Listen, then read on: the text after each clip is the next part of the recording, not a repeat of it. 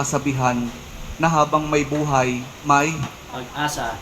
habang may buhay, may Pag-asa. habang may buhay, may Pag-asa. Asa. pagsubok.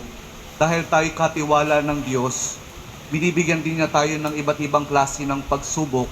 Kaya po doon sa pagsubok na yon, saka pa lang natin mauunawaan na talagang ang ating buhay ay mayroong, Pagsubok. habang may buhay mayroong, Pagsubok. habang may buhay may Pagsubok. pagbangon. Huwag niyong hayaan na kapag meron kayong pinagdaraan ng pagsubok, ay hindi kayo babangon. Kailangan meron tayong pagsumikap na pagtsatsagaan natin yung ating mga pagsubok na pinagdaraanan. At kapag merong pagsubok at merong pagbangon, saka pa lang natin mauunawaan na talagang ang ating buhay na habang may buhay, may Pagbangon. habang may buhay, may